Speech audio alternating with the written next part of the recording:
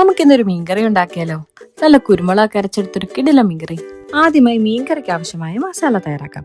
ഇതിനുവേണ്ടി ഒരു പാൻ ചൂടാക്കി അതിലേക്ക് 3 സ്പൂൺ ഉലുവ ചേർക്കുക. ഉലുവ നന്നായി പൊട്ടി തുടങ്ങുമ്പോൾ സ്റ്റൗ ഓഫ് ചെയ്തതിനു ശേഷം 1/2 ടീസ്പൂൺ മഞ്ഞൾപ്പൊടി, 3 ടേബിൾ സ്പൂൺ കാശ്മീരി മുളക് പൊടി, 3 ടേബിൾ സ്പൂൺ മല്ലിപ്പൊടി, 1 ടേബിൾ സ്പൂൺ സാദാ മുളക് പൊടി, 2 ടേബിൾ സ്പൂണോളം കുരുമുളക് എന്നിവ ചേർക്കുക. എരിവിനനുസരിച്ച് കുരുമുളകിലെ അളവിൽ വ്യത്യാസം വരുത്തും.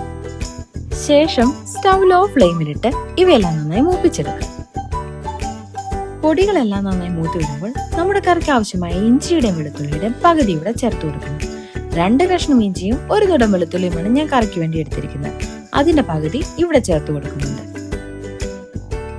ഇതിലേക്ക് 1 തണ്ട് കറിവേപ്പിലയും 1 തക്കാളി അരിഞ്ഞും കൂടി ചേർത്ത് കൊടുക്കാം.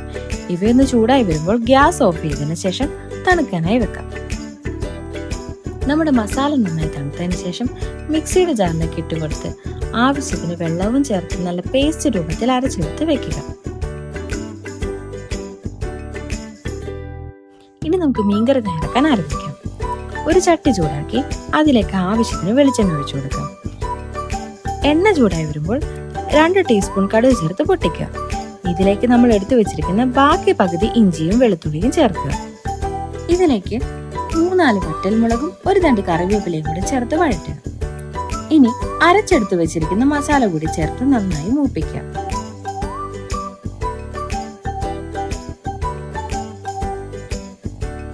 എണ്ണ തെളിഞ്ഞു വരുമ്പോൾ 1 തക്കാളി അരിഞ്ഞതും 2 പച്ചമുളകും കൂടി ചേർത്ത് ഇളക്കുക. ഇത് ഓപ്ഷണലാണ്, ആവശ്യമെങ്കിൽ മാത്രം ചേർത്താൽ മതിയാകും.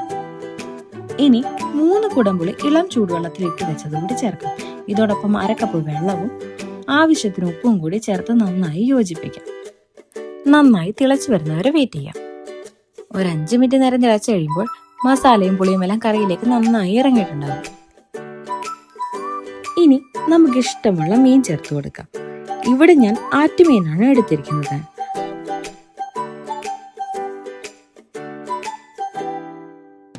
കറിയിൽ മുങ്ങിക്കിടക്കുന്നത് പോലെ നിരത്തിയതിനു ശേഷം ഒരു 10 മിനിറ്റ് നേരം വേവിക്കുക. ഇടയ്ക്കിടയ്ക്ക് ചട്ടി ഒന്ന് ചുറ്റിച്ചു കൊടുക്കാം. നന്നായി വെന്ത് ചാറ് നല്ലപോലെ കുറുകി വരുമ്പോഴേക്കും നമുക്ക് ഓഫ് ചെയ്യാം. ഇനി ഇതിലേക്ക് കുറച്ച് പച്ച വെളിച്ചെണ്ണയും കുറച്ച് കറിവേപ്പിലയും കൂടെ ചേർത്താൽ നമ്മുടെ കുരുമുളക് അരച്ച മീൻകറി റെഡി. ഇരിക്കും തോറുമാണ് കറിയുടെ രുചി കൂടുതൽ നന്നായി വരിക. അതുകൊണ്ട് തന്നെ ഇത് നേരത്തെ തയ്യാറാക്കി വെക്കാൻ എല്ലാവരും ശ്രദ്ധിക്കുക. അപ്പോൾ എല്ലാവരും ഈ റെസിപ്പി തീർച്ചയായും ഉണ്ടാക്കി നോക്കണം. നിങ്ങളുടെ അഭിപ്രായങ്ങളും നിർദ്ദേശങ്ങളും താഴെ കമന്റ് ചെയ്യുക. ഈ ചാനൽ ആദ്യമായിട്ട് കാണുന്നവരാണെങ്കിൽ ദയവായി സബ്സ്ക്രൈബ് ചെയ്യുക. നിങ്ങളുടെ പ്രിയപ്പെട്ടവരിലേക്ക് ഈ വീഡിയോ ഷെയർ ചെയ്ത് കൊടുക്കുക. അപ്പോൾ മറ്റൊരു വീഡിയോയുമായി വീണ്ടും